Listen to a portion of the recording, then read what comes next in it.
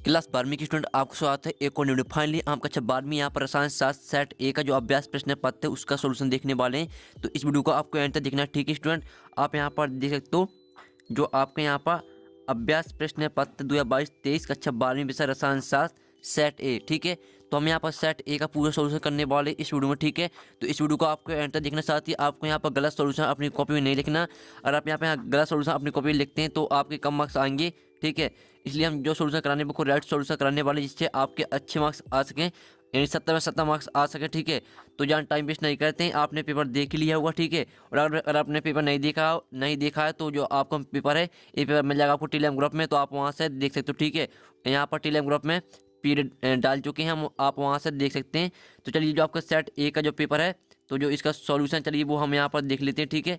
तो जो इसका सॉल्यूशन चलिए वो देख लेते हैं।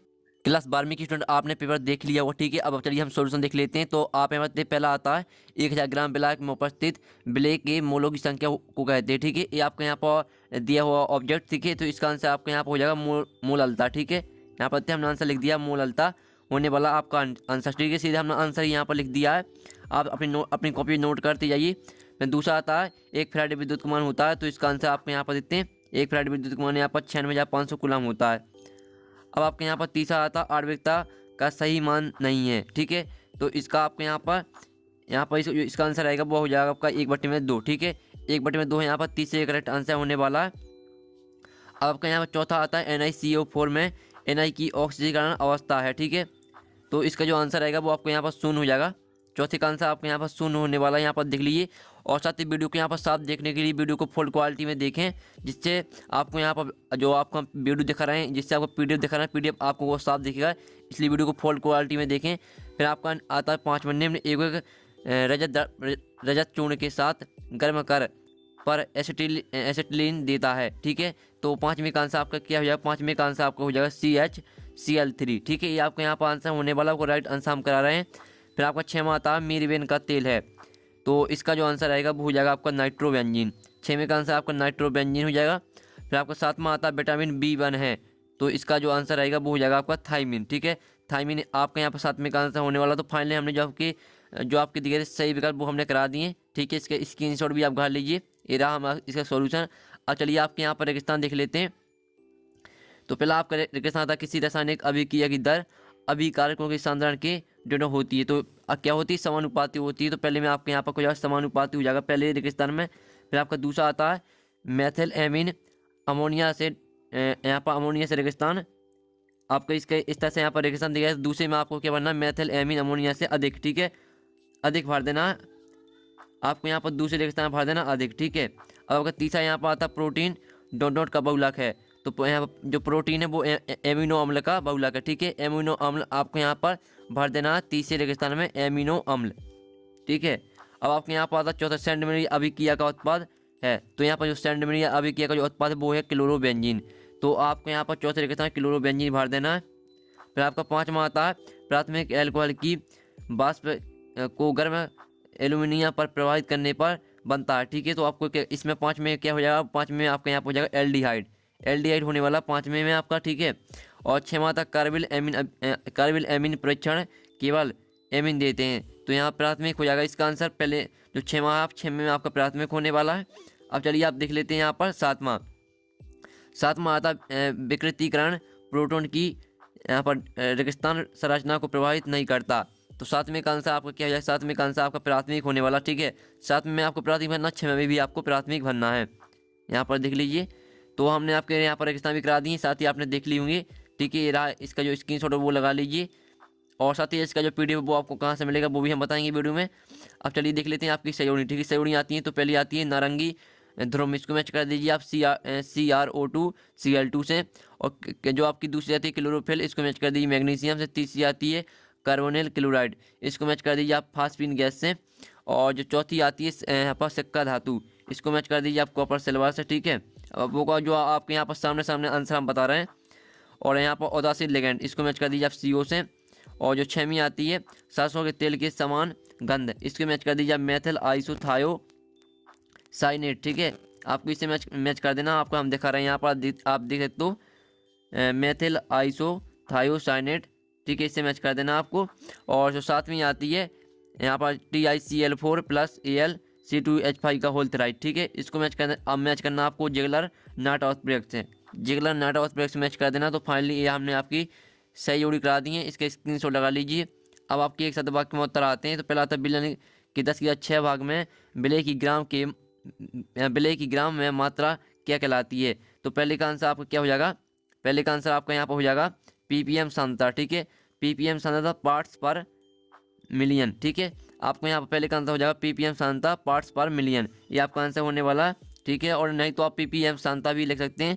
और दूसरा आता हुआ अभी के जिसमें ऑक्सीकरण और अपचयन साथ साथ घटित होते हैं कहलाते हैं। तो इसमें आपको हो जाएगा रेडॉक्स अभिक्रिया, ठीक है। आपके यहाँ पर रेडॉक्स अभिक्रिया होने वाला दूसरे का आंसर। अब आपके तीसरे यहाँ पर देख लेते हैं। तीसरा आता है DNA में उपस्थित पेरोटोज शर्करा का नाम क्या है। तो इसका आपका जो आंसर रहेगा वो हो जाएगा आपका इसका आंसर डीऑक्सीराइबोज शर्करा, ठीक है। डीऑक्सीराइबोज शर्करा होने वाला इसका आंसर हमने लिख भी दिया है। और सातवां था अमोनिकल सिल्वर नाइट्रेट का विलयन क्या कहलाता है। तो चौथे का आंसर आपका यहाँ पर टोलेन अभिक्रमक होने वाला, यहाँ पर देख लीजिए टोलेन अभिक्रमक आपके चौथे का आंसर हो जाएगा। पाँचवा आता है कैल्सीफेरॉल किस विटामिन का रासायनिक नाम है। तो यहाँ पर विटामिन डी हो जाएगा पाँचवें का आंसर, पाँचवें का आंसर आपका विटामिन डी होने वाला है। और छवें का आंसर, छठवां क्वेश्चन आता है एल्कोहल तथा फिनॉल में कार्बन की संकरण अवस्था लिखिए। तो यहाँ पर जो छवें का आंसर रहेगा वो हो जाएगा आपके sp3 एवं sp2, ये आपको यहाँ पर लिख देना छवें का आंसर। और सातवां आता है कार्बोलिक अम्ल किसे कहते हैं, ठीक है। तो इसमें आपको यहाँ पर क्या बनना, इसमें बनना होगा फिनॉल। तो फाइनली हमने अब जो आपकी एक शतभाग के उत्तर थे वो भी करा दिए। तो इसके स्क्रीनशॉट आप घाल सकते हो, ठीक है। ये रही आपकी एक शतभाग का उत्तर, इसका स्क्रीनशॉट आप घाल लीजिए। अब चलिए जो आपके क्वेश्चन आते हैं प्रश्न क्रमांक 5 से लेकर प्रश्न क्रमांक 19 तो उनका सोल्यूशन देख लेते हैं। सो क्लास 12वीं की स्टूडेंट हम यहाँ पर आपको जो आपके क्वेश्चन है प्रश्न क्रमांक 5 से लेकर प्रश्न क्रमांक 19 तक उनका आंसर देखने वाले हैं। तो जो आपको क्वेश्चन 5वां है, प्रसारण दाब को परिभाषित कीजिए, ठीक है। आपका 5वां क्वेश्चन इस तरह का होगा, प्रसारण दाब को परिभाषित कीजिए। तो ऊपर आपकी यहाँ प्रसारण की परिभाषा देखिए, साथ ही नीचे देखिए आपकी प्रसारण दाब की परिभाषा। आप यहाँ पर अधिकतम दाब जो एक अर्धपरमाणु झिल्ली द्वारा विलयन घोल को उसके शुद्ध विलायक से पृथक करने पर विलयन में उत्पन्न होता प्रसारण दाब कहलाता है। इस तरह से आपके यहाँ पर आंसर हो जाएगा प्रसारण दाब का। साथ ही हम जो आंसर दे रहे हैं वो आपको प्रेस बैंक से करा रहे हैं, ठीक है। और पूरा पेपर आपका प्रेस बैंक से ही आया है। तो यहाँ पर देख लीजिए ये आंसर, ये आपको 5वें क्वेश्चन का आंसर है। और हम जो आपके यहाँ पर 8वां क्वेश्चन रहता है, यानी आपको दो क्वेश्चन रहते हैं उसका आपको एक ही आंसर देंगे। और फिर आपको यहाँ पर आता है विशिष्ट चालकता की परिभाषा इकाई लिखी, ठीक है। आपको क्वेश्चन 6 में का आंसर है। तो ये रहा आपकी विशिष्ट चालकता की परिभाषा और इकाई आप यहाँ पर देखते हैं। तो ये रही आपके यहाँ पर क्वेश्चन 6 में का आंसर। आप क्वेश्चन 7वां आता अभिक्रिया का अर्ध आयुकाल किसे कहते हैं। तो ये रहा क्वेश्चन 7 में का आंसर। वह समय जिसमें अभिक्रिया की सांद्रता का मान प्रारंभिक सांद्रता से आधा रह जाता है उसे उस अभिक्रिया का अर्ध आयुकाल कहते हैं। ये आपका क्वेश्चन 7वें का आंसर है। फिर आपको क्वेश्चन 8वां आता संकुल एवं किसे कहते हैं, ठीक है। संकुल एवं आपको यहाँ पर देख सकते हैं संकुल एवं किसे कहते हैं, इसकी आपको यहाँ पर पूरी डेफिनेशन मिल जाएगी। और साथ ही इसका जो उदाहरण वो देते हैं K4 FeCN का होल सेक्स, ठीक है। इस तरह से आप यहाँ पर देख लीजिए संकुल एवं किसे कहते हैं, इसका आंसर हमने दिखा दिया। तो हमने यहाँ पर 8वां करा दिया, ठीक है। जो आपका यहाँ पर 9वां और 10वां क्वेश्चन है वो आपको खुद करना है। फिर आपका यहाँ पर पेपर में आता जो 11वां क्वेश्चन आता है ज्वाटर आयन किसे कहते हैं, उदाहरण सहित समझाइए। तो यहाँ पर देखते हैं, यहाँ पर पूरी परिभाषा लिखी, साथ ही यहाँ पर आपको उदाहरण भी मिल जाएगा। तो यहाँ पर देख लीजिए, स्क्रीनशॉट कर लीजिए, हम प्रेस बैंक से आंसर करा रहे हैं। फिर आपका 12वां क्वेश्चन आता है RNA और DNA में आपको अंतर लिखना है, ठीक है। ये आपको DNA तथा RNA में अंतर होगा, तो यहाँ पर अंतर आप देते हैं, हमने दे दिया। तो इसका स्क्रीनशॉट कर लीजिए। अब चलिए आपके यहाँ पर नेक्स्ट क्वेश्चन आता है। नेक्स्ट क्वेश्चन आता है 72 ग्राम जल और 92 ग्राम एथाइल एल्कोहल के मिश्रण में दोनों का मोल प्रवाह ज्ञात कीजिए। तो यहाँ पर देखते हैं इसका आंसर। तो आप यहाँ पर देख लीजिए, इसका आंसर आप यहाँ पर देख सकते हैं, स्क्रीन में हम देख रहे हैं। तो सभी के स्क्रीनशॉट कर लीजिए। तो आंसर फाइनली हमने ये भी करा दिया है। अब चलिए आप देख लेते हैं नेक्स्ट क्वेश्चन। तो नेक्स्ट क्वेश्चन है आपका अभिक्रियाई कोटि और आणविकता में अंतर, ठीक है। जो आपके यहाँ पर अणु संख्या रहता है इसे आणविकता ही कहते हैं। तो ये रहा आपका यहाँ पर अभिक्रियाई कोटि और आणविकता में अंतर। तो यहाँ पर इसके स्क्रीनशॉट आप कर सकते हैं, ठीक है। 2 पॉइंट आपके यहाँ पर दिए गए, तो इसके स्क्रीनशॉट कर लीजिए। और नीचे भी आपके यहाँ पर 2 पॉइंट दिए हैं, ठीक है। तो इसका स्क्रीनशॉट कर लीजिए। और पूरी का स्क्रीनशॉट करना चाहते हैं तो पूरी का भी स्क्रीनशॉट आप यहाँ पर कर सकते हो। अब चलिए आप यहाँ पर देख लेते हैं। आपके यहाँ पर पेपर में क्वेश्चन दिया होगा प्रथम संक्रमण श्रेणी के तत्वों के नाम संकेत एवं इलेक्ट्रॉनिक विन्यास लिखी। तो उसका आंसर आप यहाँ पर देख लीजिए, इरा उसका आंसर। तो स्क्रीनशॉट आप यहाँ पर घाल ही सकते हो। और फिर आपका यहाँ था फिनॉल से आप निम्न किसे प्राप्त करेंगे, ये वाला क्वेश्चन आपका यहाँ पर दिया गया होगा पेपर में। तो यहाँ पर देख लीजिए इसका आंसर। पहले का आंसर आपको यहाँ पर देखने को मिल जाएगा, ठीक है। 2 4 6 ट्राई नाइट्रोफेनॉल, इसका आंसर आप यहाँ पर देखें तो इसकी में दिखा रहा है। जो अब आता बेंजीन, तो बेंजीन का आंसर आप यहाँ पर देख लीजिए, रहा बेंजीन का आंसर, ठीक है। और सा आता सामिक, और जो सा आता है उसका आंसर आप यहाँ पर देख लीजिए। तो इसका भी हमने आंसर करा दिया, ठीक है। आपने स्क्रीनशॉट काट लिया होगा। फिर आपका यहाँ पर आता है निम्न में से किन्हीं दो, सॉरी जो आपके यहाँ पर क्वेश्चन दिया गया होगा उसमें आपको वोल्टेज अभिक्रिया, सेंडमैन अभिक्रिया और साथ ही हुंसडीकरण अभिक्रिया, ठीक है। और एक अभिक्रिया और है लेकिन उसका आंसर आपको नहीं मिल पाएगा, ठीक है। वोल्टेज अभिक्रिया आप यहाँ पर देख लीजिए, उसका उदाहरण भी आप यहाँ पर देखते हैं। सेंडमैन जो अभिक्रिया उसका उदाहरण भी आप यहाँ पर देख लीजिए, और हुंसडीकरण अभिक्रिया भी आप यहाँ पर देख लीजिए, ठीक है। एक आपकी अभिक्रिया रह गई है तो उससे आपको खुद कर लेना, ठीक है। ये रही आपकी हुंसडीकरण अभिक्रिया और सेंडमैन अभिक्रिया, ठीक है, और वोल्टेज अभिक्रिया। अब चलिए आपके यहाँ पर नेक्स्ट क्वेश्चन आता है बेसिक चालकता, तुल्यंगी चालकता एवं आणविक चालकता का सूत्र एवं इकाई लिखी तथा इन पर तन्यता का प्रभाव स्पष्ट कीजिए। ये आपका क्वेश्चन यहाँ पर दिया गया हो पेपर में, तो उसका सोल्यूशन आप यहाँ पर देख लीजिए। यहाँ से स्टार्ट होता है, काफ़ी लंबा सोल्यूशन है, तो यहाँ से देखते जाइए, ठीक है। यहाँ से हम जो दिखा रहे हैं आपको स्क्रीनशॉट डालते जाना, ठीक है। तो स्क्रीनशॉट आप भर लीजिए। और फिर आपके यहाँ पर आती है तुल्यंगी चालकता, ठीक है। आती है तुल्यंगी चालकता की परिभाषा।